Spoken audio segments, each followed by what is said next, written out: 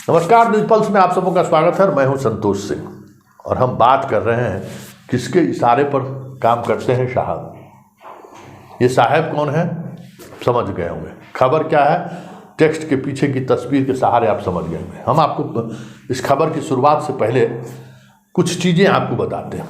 जो घटना घटी है गलवान में, शहीद हमारे जवान के समाधि स्थल को लेकर जो विवाद हुआ, उसमें उसके पिता को जेल भेज दिया गया।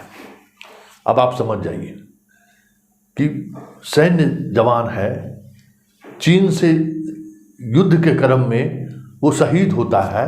हमारे उस याद होगा गलवान घाटी वाली घटना, 40 से अधिक शहीद हुए थे। उसमें बिहार बटालियन के अधिकांश जवान थे। उसमें एक जवान हमारे वैशाली बिहार का भी था। उस जवान के शहादत पर बड़ी बड़ी बातें हुई थी, बड़ी बड़ी घोषणाएं हुई थी।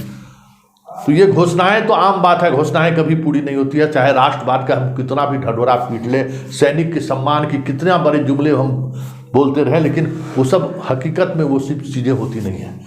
जिनका बेटा जाता है, जो माँ अपनी बेटा को खोता है, वो उसी तरीके से सिसक सिसक कर रोने को, जीने को विवश रहता है जैसे आम माँ रहती है। शहीद के शहादत के सम्मान में माँ और उसके परिवार के लोगों को कोई खास तवज्जो दी जाती हो इस देश में, ऐसा भी नहीं है।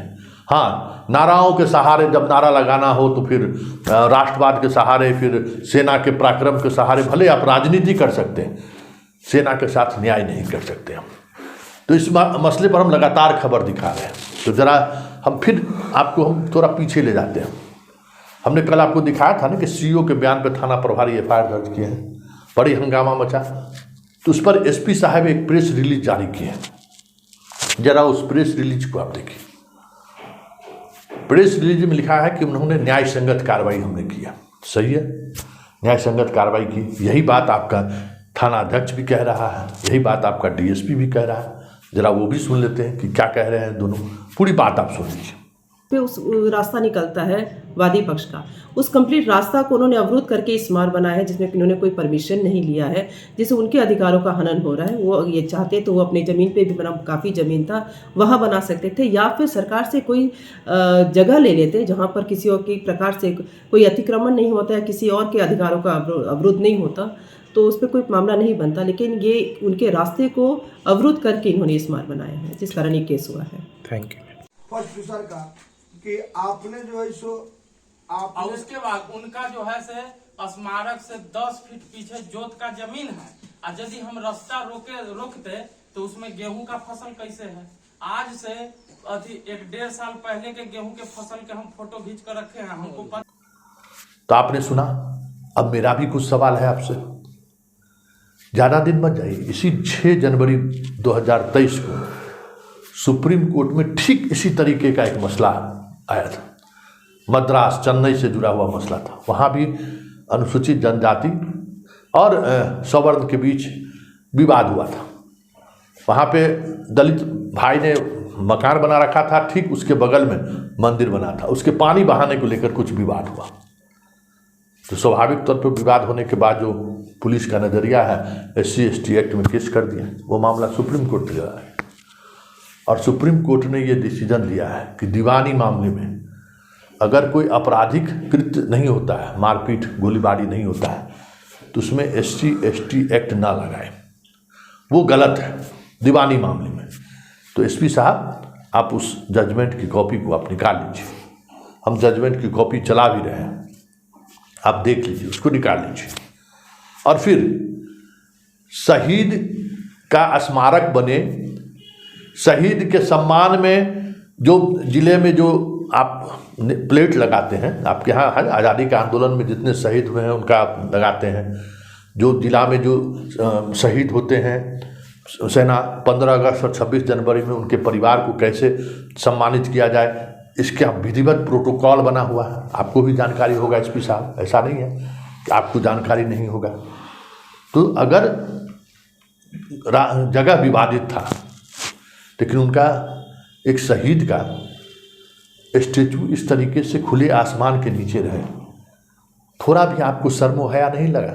उस जिला के डीएम से भी मेरा कहना है कि आपके जेहन में थोड़ी सी भी सजगता नहीं दिखी कि भाई एक शहीद का स्मारक बनाने की बात हुई, उसका विवादास्पद जमीन है, उसको अगर सुलझा दिया जाए तो उसको मतलब देखिए किस तरीके से खुले आसमान के नीचे एक शेड लगा के लोग उसके मूर्ति को रखे हुए हैं। और मूर्ति कोई घर वाला नहीं बनाया है, मूर्ति आज के जो डिप्टी सीएम है उन्होंने बना के भेजा है।